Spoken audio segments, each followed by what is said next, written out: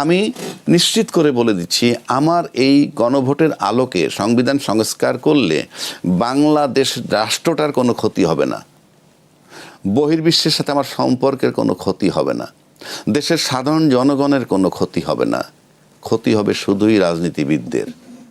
সেটা কি?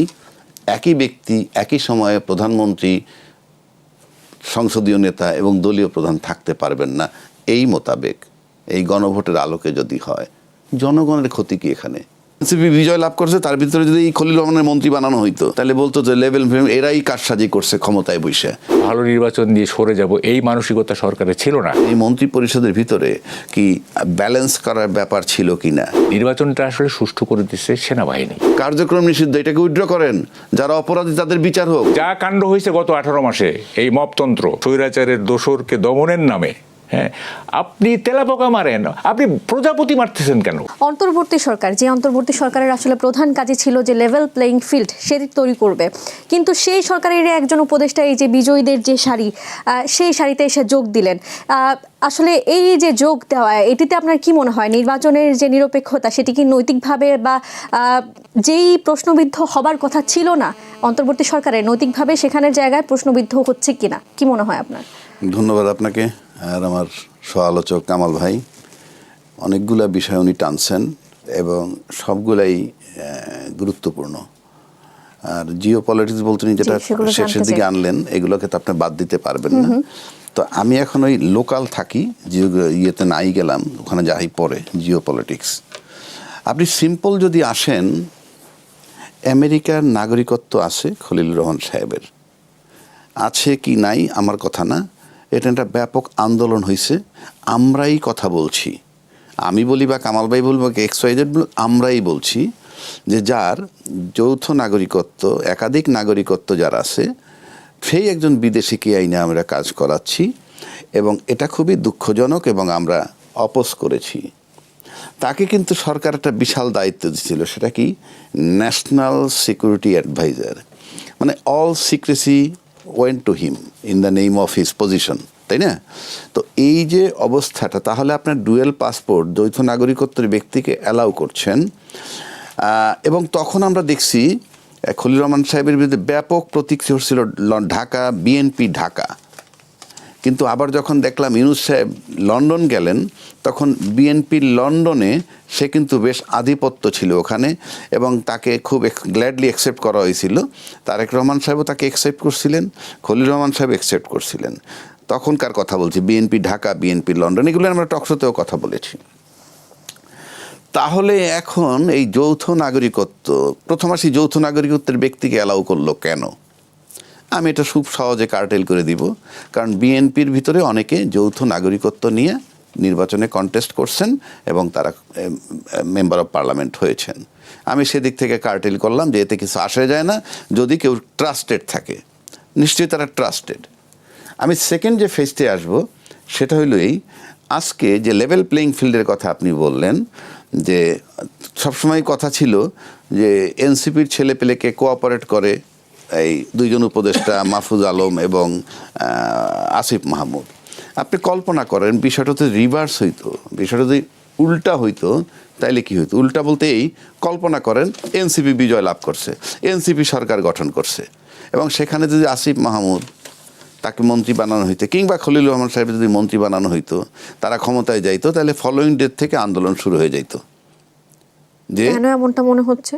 আন্দোলন হইতে এই জন্য যে তারা তো উপদেষ্টা ছিল, এনসিপি বিজয় লাভ করছে, তার ভিতরে যদি এই খলিল রহমানের মন্ত্রী বানানো হইতো এবং আসিফ মাহমুদ, মাহফুজুল আলম, তাহলে বলতো যে লেভেল এরাই কারসাজি করছে ক্ষমতায় বসে নির্বাচনটা।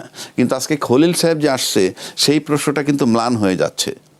এখন তো সেই প্রশ্নটা আসতেছে না যে লেভেল প্লেইং ফিল্ড উনি করেন নাই, উনি কারচুপি করছেন, উনি কোঅপারেট করছেন। সেই প্রশ্ন আপনার সামনে তুলে ধরলাম। আমি সেটাই তো বললাম, এখন এই প্রশ্ন তাকে করা হয়েছিল যে ইঞ্জিনিয়ারিং নিয়ে আপনি কি বলেন। সে বললো ইঞ্জিনিয়ারিং বিষয়ে তো কিছু এমন কোনো ঘটনা ঘটে নাই, যদি তেমন হয় তাহলে ভোট আবার গণনা করা হোক। এই খেয়াল করছেন? বলছে দরকার হলে ভোট আবার গণুক।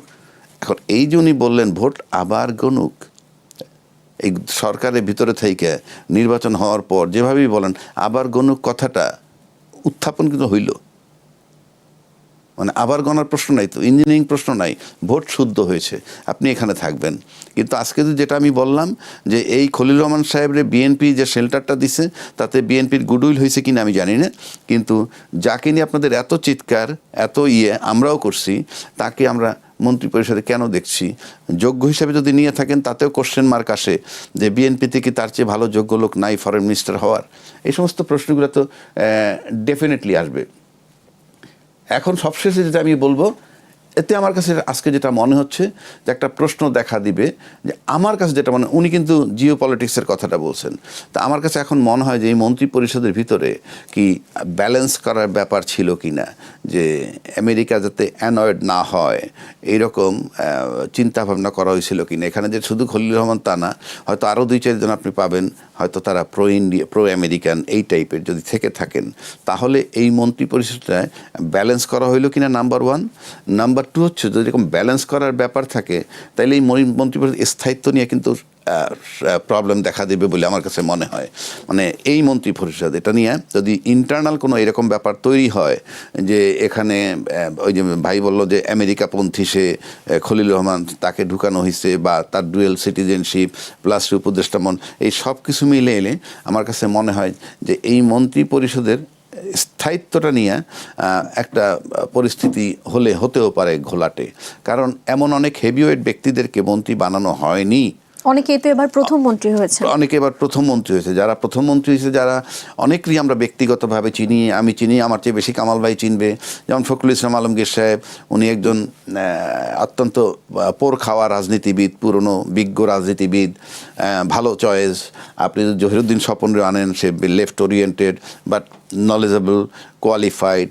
তারপরে আমি যাদেরকে ব্যক্তিগতভাবে চিনি আজকে ধরেন জোনায়েদ সাকি বলেন, শ্যামা ওবায়েদ, তারপরে নুরুল হক নূর, এই যে নতুন মুখগুলো, অর্থাৎ নবীন প্রবীণ মধ্যবয়সীর যে কম্বিনেশনটা, এটা আমি আপাত দৃষ্টিতে আমি ভালো দেখছি। 1, 2, তারপরে ধরেন এই নুরুল হক নূর বলেন, জোনায়েদ সাকি বলেন, এদের মতো ছেলে পেলেরা তারা ঢুকাইলে কি হলো, ওই যে একটা তারেক রহমান সাহেব বলছিলেন যে আমরা একটা গভর্নমেন্ট সবাইকে নিয়ে বানাইতে চাই, এটা যদি তার বহিঃপ্রকাশ হয় সেদিক থেকে ওইটা ভালো। কিন্তু টোটাল মন্ত্রী পরিষদ যেমন হেভিওয়েট কিছু বাদ দিচ্ছেন আপাতত, আমি জানি না ভবিষ্যতে কি হবে। তো সব কিছু মিলে যদি আমি দেখি অ্যাট এ গ্ল্যান্স, এখন কিছু কমেন্ট করার মতো অবস্থা হয় নাই। সালাউদ্দিন সাহেব, যেমন পার্সোনালি সালাউদ্দিন সাহেবরে আমি চিনি না ব্যক্তিগতভাবে, বাট তার যে মুভমেন্ট আমি দেখছি তাতে সে একজন লয়ের ছাত্র এবং সে বিসিএস ক্যাডার ছিল, প্লাস সে ইয়েতে ছিলেন কি প্রতিমন্ত্রী মর্যাদায় ছিল, প্লাস বেগম খালেদা জিয়ার খুব ক্লোজ ইন টাচ ছিল দীর্ঘদিন। সব কিছু মিলাইলে আপনি এই মুহূর্তে কমেন্ট করার মতো কিছু নাই যে তাদের পারফরমেন্স কী হবে। এতে মিনিমাম একেবারে এই কথা আছে না, first 100 days or 180 days like that, 6 months, এইগুলা এই পর্যন্ত ওয়েট করতে হবে অ্যাটলিস্ট মন্তব্য করে। এখনই যদি মন্তব্য করে দিই অমুকে ভালো হবে না, তমুকে ভালো, আমি তো ভবিষ্যৎ দ্রষ্টা না।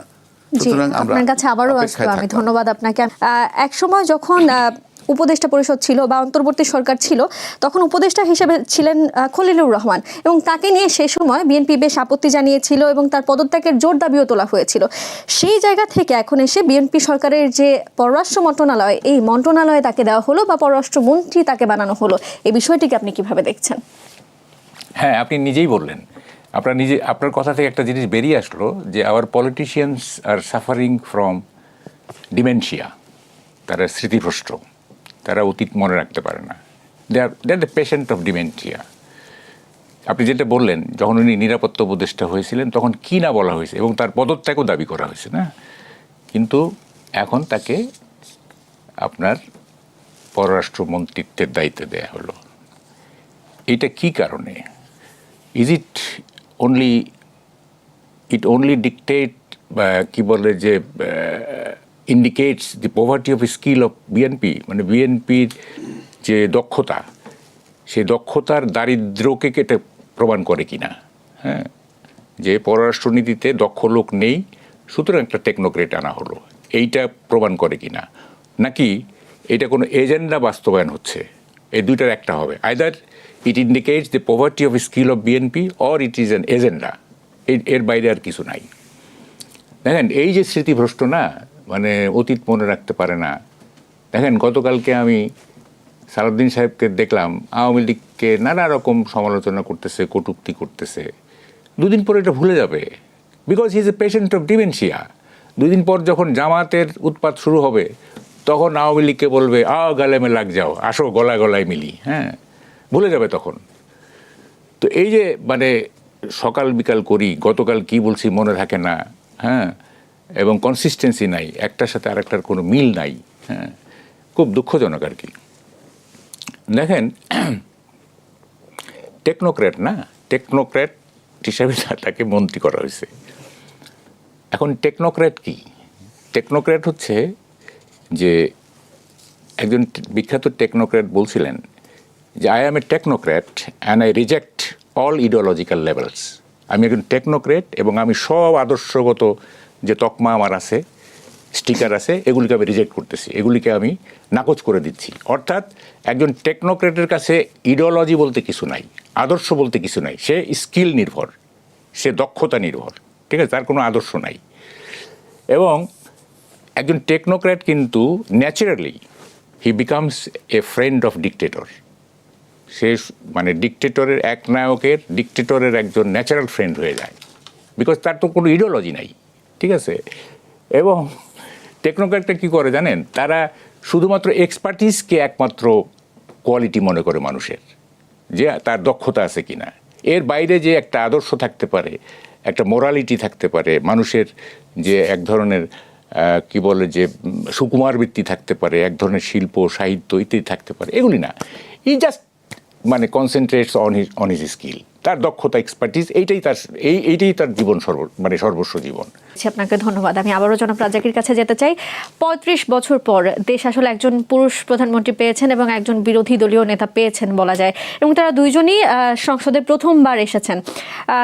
এই যে অনেকে প্রথমবারের মতো মন্ত্রী পরিষদে এসেছেন, অনেকে মন্ত্রণালয়ের দায়িত্বে আসলেন, আপনার কাছে কি মনে হয় সব মিলিয়ে কেমন হলো এই মন্ত্রী পরিষদের গঠন, বা যারা নতুন আসছেন তাদের দায়িত্বের যে প্রভাবটা আসলে তারা কিভাবে বিস্তার করবেন জনগণের ওপর, সুষ্ঠু হবে কিনা, কি মনে করছেন? না, সেটা তো আমি আগের পর্বে বলেছি যে এই মুহূর্তে this is not the time for comment.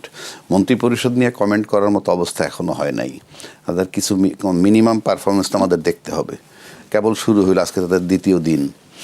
তা ব্যক্তিগতভাবে বললামই তো যে হয়তো সব দলকে অ্যাকোমোডেট করতে চেয়েছে, যেটা তারেক রহমান সাহেব আগে বলেছিল। এখন আমি তারা তো একসময় রাজনীতি করতেন, তাই না? রাজনীতি নিয়ে আমার অনেক প্রশ্ন আছে।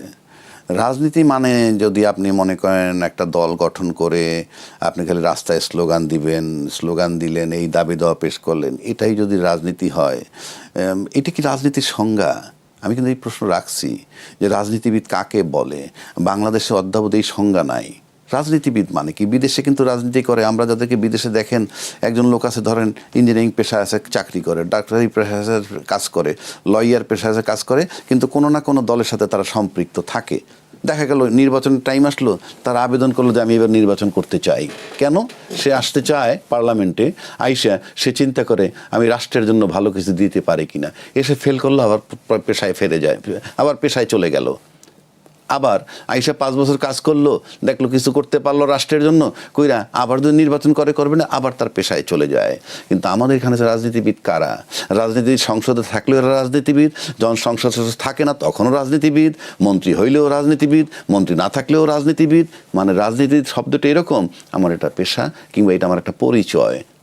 অন্য কোনো উন্নত দেশে, ইউরোপ আমেরিকায় যান, আপনি যদি পরিচয় পান, কেউ বলে যে আই এম এ পলিটিশিয়ান, আমি চ্যালেঞ্জ করলাম আপনাকে, সে বলবে I M A doctor, I M a businessman, I M a lawyer. সুতরাং আমার এখানে একটা পরিচয় হয়ে গেছে। আপনি ওইভাবে যদি চিন্তা করেন, এই প্রশ্ন আমি এখন আসতে চাই না যে কোথায় কীভাবে চট করে মন্ত্রী হয়েছে, যেখানে আমরা ঋণ খেলাপি পেয়েছি, এই প্রশ্ন রয়ে গেছে, ডুয়েল সিটিজেনশিপ রয়ে গেছে। হ্যাঁ, তো তারপরে চলে, আমাদের তো কিছু করার নাই। আপনি কি করবেন? 2/3 মেজরিটি পাইছে যে দল, আপনি এখন তো তাদের কোনো ত্রুটি নাই। এখন আমি আসি একটু আপনার গণভোটের দিকে আসি। গণভোটটা আপনি মনে করেন সংবিধানে নাই, সবাই আমরা বলতেছি নাই, তো সংবিধানে ছিল এক সময়, এটা সরে গেছে। তো সংবিধানে নাই। আপনি যখন সংস্কার কমিটি বসলো সংস্কার করতে, তখন তারা নোট অফ ডিসেন্টও দিছে বিভিন্ন দল। উনি সব মানছে, কিছু মানছে, কিছু মানেন নাই, আমি কিছু মানি নেই। এই যে মানি নেই বলে ঐক্যমত্য হয় নাই, না হওয়ার কারণে এটা গণভোটে গেল। এবং গণভোটের প্রস্তাবও কিন্তু বিএনপির তরফ থেকে আসছে যে গণভোটে তাইলে যাওয়া যাক। এবং গণভোট তখন দুইটা ভাগ হয়ে গেল, জামাত এসে বললো আমরা ইলেকশনের আগে গণভোট চাই, বিএনপি বললো আমরা একই দিনে চাই। তো গণভোট তো ভাই ultimately desire of the politician ছিল। আপনি যে ফর্মে চেয়ে থাকেন আপনি চাবেন কেন? আচ্ছা চাইলেন, চাওয়ার পরে কী হলো? আপনি ইভেন তারেক রহমান সাহেব যখন আসলেন উনি এক সময় বসলেন গণভোটের পক্ষে হাঁকে ভোট দিতে বলছেন তো আপনি যেটা মানবেন না, সংবিধানের বাইরে না, সেটা তখন মানলেন কেন? এখন যে সংবিধানের কথা তাহলে তখন মানলাম কেন? এক। দুই, যে সংবিধানটা আমাদের কাছে এক্সিস্টিং আছে, আমি আপনাকে এই সংবিধানের এই বিষয়টা বারবার, আমি একমাত্র ব্যক্তি 6 মাস ধরে বলতেছি, এখন বহু লোক এই প্রশ্ন আনছে, সেটা হলো আপনি সংসদ ভাঙার পর 3 মাসের মধ্যে নির্বাচন করবেন। তো আপনি 5ই আগস্ট ভাঙার পর 8ই আগস্ট সরকার হলো, সেই হিসাবে 7ই নভেম্বর 2024-এর মধ্যে নির্বাচন হওয়ার কথা। যদি কোনো কারণে 90 দিন না হয় আরও 90 দিন নিতে পারেন, তাতে 7ই নভেম্বর 2025-এর মধ্যে নির্বাচন হওয়ার কথা ওই সংবিধান মতে। এটা আমি ব্যক্তিগতভাবে যেটুকু বুঝছি তার থেকে। তো আপনি তাহলে 7ই ফেব্রুয়ারি 2025-এর পর 12ই ফেব্রুয়ারি 2026 কোন সংবিধানে নির্বাচন দিলেন? আপনি তো সংবিধান বহির্ভূতভাবে নির্বাচন হলো। ওই সংবিধানের কথাই যদি আমি ধরি, তা সংবিধান বহির্ভূতভাবে যদি নির্বাচন দিয়ে আপনি সংসদ সদস্য হতে পারেন কিভাবে? কারণ জনগণ ভোট দিছে, আপনাদেরকে ম্যান্ডেট দিছে। একইভাবে আপনারা গণভোটের পক্ষে হাঁ চেয়েছেন আপনারা, এবং আপনাদের কারণে বিপুল ভোটে জয়লাভ করেছে। এটা মানবেন না কেন? না মানলে কিছু করার নাই, কারণ আপনি 2/3 মেজরিটি পেয়ে গেছেন। এখন আমার প্রশ্ন ওখানে না, এটা মানলে ক্ষতিটা কি হয়, লাভ হয় কার, এটা আমাকে দেখতে হবে। লাভ ক্ষতির হিসাব থাকে তো সব জায়গায়। আমি নিশ্চিত করে বলে দিচ্ছি, আমার এই গণভোটের আলোকে সংবিধান সংস্কার করলে বাংলাদেশ রাষ্ট্রটার কোনো ক্ষতি হবে না, বহির্বিশ্বের সাথে আমার সম্পর্কের কোনো ক্ষতি হবে না, দেশের সাধারণ জনগণের কোনো ক্ষতি হবে না। ক্ষতি হবে শুধুই রাজনীতিবিদদের। সেটা কি? একই ব্যক্তি একই সময়ে প্রধানমন্ত্রী, সংসদীয় নেতা এবং দলীয় প্রধান থাকতে পারবেন না। এই মোতাবেক এই গণভোটের আলোকে যদি হয়, জনগণের ক্ষতি কি এখানে? জনগণের কোনো ক্ষতি নেই তো। আর আপনি যদি রাষ্ট্র ভাবেন এইটা আমরা জনকল্যাণে আসি, তো জনকল্যাণের জন্য এটা ভালো, রাষ্ট্র কল্যাণের জন্য এটা ভালো, দেশের সব শ্রেণীর লোকের জন্য গড়পড়তায় ভালো। শুধুমাত্র রাজনীতিবিদ যারা ক্ষমতায় যেতে পারে না নির্বাচন করে, তাদের 2/3 মেজরিটির ভালো, শুধু তাদের জন্য ক্ষতিকর। তাহলে তো আপনি আপনার দলের চিন্তা করতেছেন। একইভাবে আপনি আজকে বলছেন যে নির্বাচনী ইশতেহার তারা দিচ্ছেন, সেখানে 31 দফা আছে। তো আপনি গণভোটটাকে পক্ষে হাঁ ভোট দিতে দেওয়ার পর যদি এসে বলেন যে আপনাদের 31 দফা বাস্তবায়ন করবেন, এটা তো 100% লোকের মতামত নয়, এটা আপনার দলীয় ইশতেহার। আর গণভোটটায় ভোট দিচ্ছে সারা দেশের জনগণ, এবং আপনাদের উপরে আস্থা রেখে, আপনাদের তারেক রহমান সাহেব যখন মানুষ দলমত নির্বিশেষে আস্থা রেখেছে। এখন এখান থেকে আপনি সরে গেলে যেতে পারেন, কেউ বাধা দিবে না, কারণ আপনার 2/3 মেজরিটি আছে, ইউ ক্যান ডু।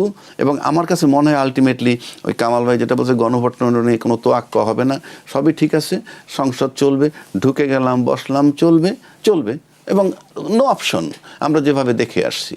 তো আপনি ফ্রম ডে 1 যদি আপনি একটা বিষয় থেকে ইউটার্ন নেন, তাহলে জনমনে কি প্রতিক্রিয়া হতে পারে সেটা আপনাদের মাথায় রাখা উচিত বলে আমি মনে করি। সেটা আদৌ রাখছেন কিনা, কারণ এই বিষয়টা এত ত্যাগ তিতিক্ষার পর যখন একটা গণভোট, আমি আবারও বলছি, এতে রাষ্ট্রের কোনো ক্ষতি হবে না, দেশের সাধারণ জনগণের কোনো ক্ষতি হবে না, কোনো ব্যবসায়ী কমিউনিটির কারো কোনো ক্ষতি হবে না। ক্ষতি যদি আমি দেখি একমাত্র রাজনৈতিক দলের, যেখানে তাদের অ্যাবসোলিউট ক্ষমতা বলতে যা বোঝায়, সেখান থেকে পাওয়ারটা শেয়ার হয়ে যাবে কিছু রাষ্ট্রপতির মধ্যে, কিছু প্রধানমন্ত্রীর মধ্যে থাকবে, এবং অ্যাবসোলিউট পর প্রধানমন্ত্রী 2বারের বেশি থাকতে পারেন, এবং একই সময় সে পার্টি চিফ থাকবেন না, সংসদ নেতাও থাকবেন না, একটা পেলে বাকি দুটো ছাড়তে হবে।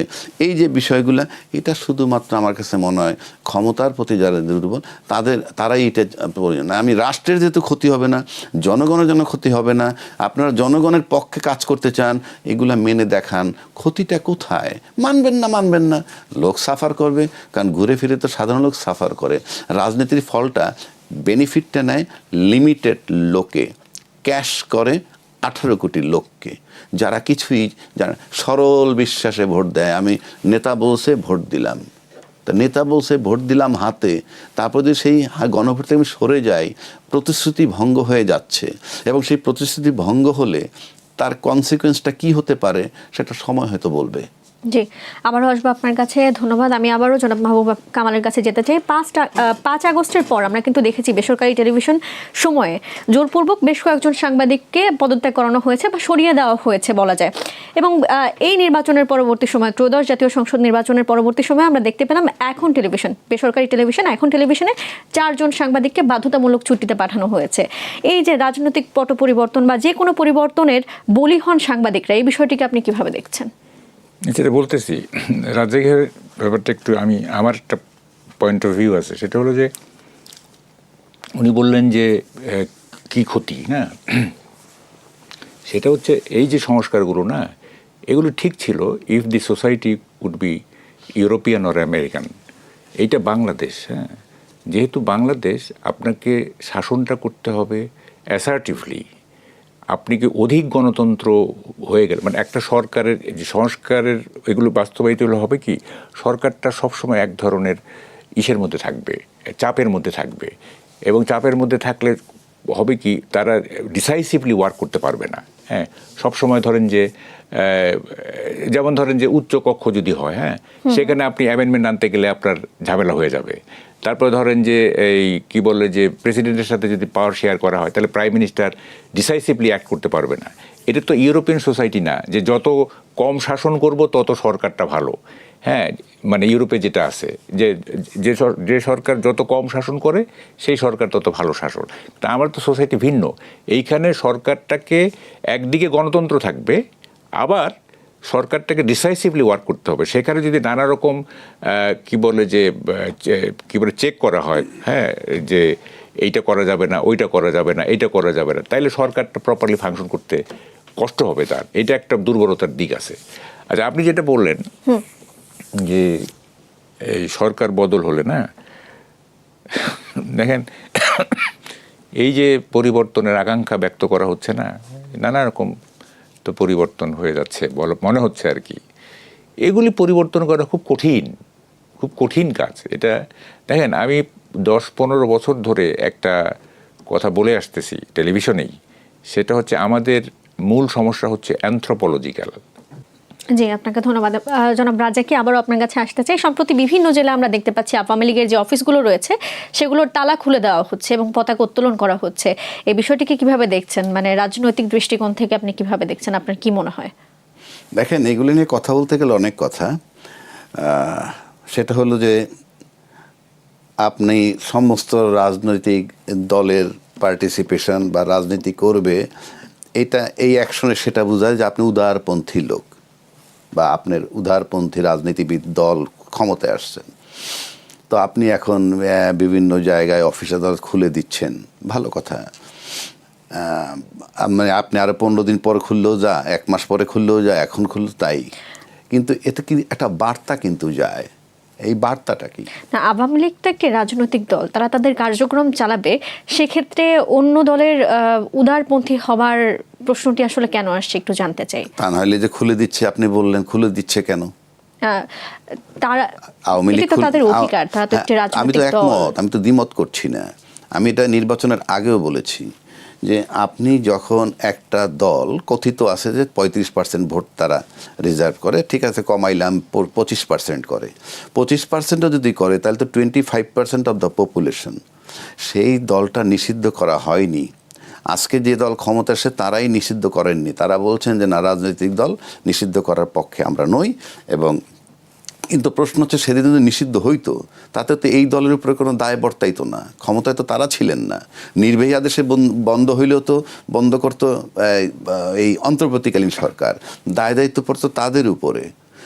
ওই দিন যদি নিষিদ্ধ করা হইতো তাহলে তো আজকে এই প্রশ্নটা আসতো না। কিন্তু সেদিন নিষিদ্ধ হয় নাই। কিন্তু ছাত্র আবার বললো যে না, দল নিষিদ্ধ করতে হবে, বিএনপি বললো যে না, নিষিদ্ধের পক্ষপাতী তারা না। ফলে সরকার একটা মধ্যপন্থী জায়গায় গেছে, কি দল নিষিদ্ধ করলাম না, কিন্তু কার্যক্রম নিষিদ্ধ করলাম। এখন এই কার্যক্রম নিষিদ্ধ করলে আজকে যারা ক্ষমতায় গেছে তাদের পক্ষে যায় না পুরো বিষয়টা। আজকে তো যখন নির্বাচন করলো তখন তো আওয়ামী লীগ নির্বাচনে নাই, আপনি 25% পপুলেশনের বাদ দিয়ে আপনি নির্বাচনটা করলেন। আমরা তো এখনও সেই উদারপন্থী হতে পারিনি যে আমরা গণতন্ত্রে বিশ্বাস করি, তাহলে এই দল এত বড় একটা দল যেটাকে নিষিদ্ধ করা হয়নি কিন্তু তার ভোটার আছে 25%, 30%, তাকেও ইনক্লুড করা হোক, কিন্তু যাদের বিরুদ্ধে অভিযোগ আছে, যারা চার্জশিটভুক্ত হয়েছে কিংবা দণ্ডপ্রাপ্ত হয়েছে তাদেরকে বাদ দিয়ে ব্যাস তারা কোনো পার্টিসিপেট করতে পারবে না। দেওয়া উচিত মানে দাবিটাই উচিত মানে করা উচিত ছিল। আপনার কাছে কি মনে হয় বর্তমান যে সরকার তারা আসলে এই কার্যক্রমের যে নিষেধাজ্ঞা দেওয়া হয়েছিল তার উপর থেকে নিষেধাজ্ঞা তুলে নিতে পারে? না পারার কি আছে? আমার কথা তো সেটা না। আপনি কিন্তু নির্বাচনের পূর্বেই বলা উচিত ছিল, আমি যদি গণতন্ত্রে বিশ্বাসী হই, যে এদের বিরুদ্ধে যেহেতু নিষেধাজ্ঞা নাই, এদের দল যেহেতু নিষিদ্ধ না, কার্যক্রম নিষিদ্ধ, এটাকে উইথড্র করেন, যারা অপরাধী তাদের বিচার হোক, যারা তালিকাভুক্ত হয়েছে আসামি হিসাবে বিচার হোক। কই সেটা তো আমরা বলি নাই। তার মানে আমরা মুখে বলি আওয়ামী লীগ নিষিদ্ধ করা না হোক, কিন্তু ইন অ্যাকশন যদি মাঠে না থাকে আমার জন্য সুবিধা। আরেকটা কথা বলি, এখানে মেন্টালিটির ব্যাপার। আমরা ভাই যেটা বললেন যে আমরা ইউরোপ আমেরিকার চিন্তা করি, ইয়েস আপনি আমেরিকার চিন্তা করি, আমাদের ওই হিসাবে ওই চিন্তা করাটা বোকামি। কিন্তু উন্নত বিশ্বের সাথে কম্পেয়ার করলে ইউরোপিয়ানরা কি করে, পশ্চিমা বিশ্ব কি করতেছে, তারা সামাজিক যে ডেভেলপমেন্টটা, অবকাঠামো বলেন যে ডেভেলপমেন্টটা, এই ডেভেলপমেন্টটা আমরা খালি দেখি যে আমেরিকা এইট হয়েছে, কানাডায় এইট হয়েছে, আমার ওই ব্রিজ, এই ফ্লাইওভার, এগুলি দরকার, কিন্তু তাদের মেন্টালিটিটা আমি নিয়ে আসতেছি না। তাদের মেন্টালিটি, আমাদের মেন্টালিটি কি, in the name of development আমি টাকা চুরি করব, দিস ইজ আওয়ার মেন্টালিটি। কিন্তু আমাদের মেন্টালিটি এইটা না, এই ডেভেলপমেন্টটা শুধুই জনগণের জন্য করব। ইয়েস, যে ডেভেলপমেন্ট করেন জনগণের জন্যই করেন, কিন্তু লোন 500 টাকার ব্যয় করার দেখা যান 5,000 কোটি টাকার কাছে যখন আপনি 20,000 কোটি টাকা ব্যয় দেখায় টাকাটা মেরে দেন, সেই যে ফরেন লোনটা আমার উপরেও বর্তায় নাগরিক হিসাবে তার অংশ। তাহলে আপনি ডেভেলপমেন্টের নামে আপনি টাকা চুরি করছেন, আমাকে ঋণের তলে ফেলে দিচ্ছেন। এটাই ইউরোপিয়ানরা করে না। সো আপনি যে কথায় তাহলে ইউরোপিয়ানের ডেভেলপমেন্ট বাদ দেন, থাকবো কুড়ে ঘরে, থাকবে মানুষ নিরাপদে। চেঞ্জ করব মেন্টালিটি। মানসিকভাবে উন্নত হলে রাষ্ট্র অটোমেটিক উন্নত হবে। আপনি যদি মেন্টালি উন্নত থাকেন আপনার ঘর সুন্দর হবে। শুধু টাকাওয়ালা হইলেই আপনার ঘর সুন্দর হয় না। সেটা কি বাংলাদেশের বর্তমান প্রেক্ষাপটে সম্ভব বলে মনে করছেন? যেহেতু সম্ভব না, আপনি কথায় আমেরিকা কেন টানেন কেন? আগে তাদের মেন্টালিটি আনেন। লন্ডনে একটা অ্যাক্সিডেন্ট হয়েছে, সেখানে লেখা আছে আই উইটনেস যদি কেউ থাকো যোগাযোগ করো। খুব ভোরে অ্যাক্সিডেন্ট হয়েছে, খুব ভোর 4টা-5টার দিকে। এখন যেই লোক আই উইটনেস যে যখন দেখবে সে ঠিকই যোগাযোগ করবে। আর আমার দেশে যদি এরকম একটা সাইনবোর্ড লাগায় রাখে যে অমুক একটা হত্যা হয়েছে, যে চাক্ষুষ দেখছেন একটু, সে যোগাযোগ করলেই পয়লায় দেখবে পুলিশের কাছে পুলিশ প্রশ্ন করবে অত ভোরে আপনি গেছিলেন কেন, আপনার কি কাজ ছিল, এই তারে জেরা শুরু করে দিল। আমি যে দেখলাম ঘটনাটা, বিবরণটা শুনে তুমি তদন্ত শুরু করো, না তুমি গেছিলা কেন, মানে আমাকেই সন্দেহ শুরু করে দিল। এই যে মেন্টালিটি, আগে মেন্টালিটি চেঞ্জ করেন। এই যে ভাই বললো যে অ্যাবসলিউট পাওয়ার দরকার, মেন্টালিটিটা কি সবার চেঞ্জ হতে হবে নাকি শুধু রাজনীতি যারা করেন বা ওই যে আপনি তো মেন্টালিটির প্রশ্ন এখানেই দেখাই দিতেছেন যে এটা রাষ্ট্রের কোনো অমঙ্গল হবে না, জনগণের কোনো অমঙ্গল হবে না। আপনার এই গণভোটের আলোকে যদি সংস্কার করেন, উপকৃত হবে এই দেশের সাধারণ মানুষ, অ্যাটলিস্ট 70% নিচের দিক থেকে। আপনি মানে কি আপনি এরকম কিছু বলতে চাচ্ছেন যে গণভোটের যে ফলাফল সেটি যদি মেনে নেওয়া হতো তাহলে মেন্টালিটির চেঞ্জ আসতো? মেন্টালিটি চেঞ্জ আসতো, আমি তো দেখতাম। ইয়েস, রাষ্ট্রের জন্য, মানে তারা দলের চিন্তা করে নাই যে একই ব্যক্তি দলের প্রধান থাকবে এবং প্রধানমন্ত্রী হবে এবং সংসদীয় নেতা থাকবেন, পাশাপাশি এই নিম্নকক্ষের আসনের ভিত্তিতে উচ্চকক্ষ, এগুলো ছাড় দেওয়া। এই ছাড়টা আপনি দিলেই তো আমরা বুঝতাম যে ইয়েস সরকার ছাড় দিতেছে। আমরা তো সেটা দেখতেছি না। আপনি যেই সরকারে যাচ্ছেন টোটালটাকে ডাইরেক্ট ইনডাইরেক্ট কুক্ষিগত করতে চাচ্ছেন এবং আমাদেরকে দমিয়ে রাখবেন। এই যে মেন্টালিটি, তো এই দেশের জনগণ ভোট দেয়, জনগণ আছে বলেই আপনি প্রধানমন্ত্রী। ধরেন এই দেশে কোনো লোক নাই, মাত্র 500 লোক আছে যারা বিএনপির ক্ষমতায় গেছে এখন, তাহলে তারা রুল করবে কাকে? জি, কাজ করবে কার জন্য? একদম অনুষ্ঠানের শেষ পর্যায়ে চলে এসেছি। জনাব রাজ্জাকী, আপনার কাছে সর্বশেষ প্রশ্নটি রাখতে চাই। বর্তমান প্রধানমন্ত্রী কোনো রকম নামমাত্র প্রোটোকল নিচ্ছেন বলা যায় এবং তিনি গাড়ির সংখ্যাও কমিয়ে এনেছেন, গাড়ি বহরের যে সংখ্যা সেটি কমিয়ে আনলেন এবং বলেছেন যে সরকারি গাড়ি ব্যবহার করবেন না, নিজস্ব যাতায়াত যাতায়াতের যে গাড়ি, নিজের যে গাড়ি সেটি ব্যবহার করবেন এবং জ্বালানিও ব্যবহার করবেন নিজের খরচে। এই যে তার পুরো বিষয়টি, নিজের খরচে চলতে চান, সরকারি কোনো খরচ নিতে চান না, এই বিষয়টিকে আপনি কিভাবে দেখছেন? না, এইগুলো তো এটাকে খারাপ বলার কোনো সুযোগ নাই তো।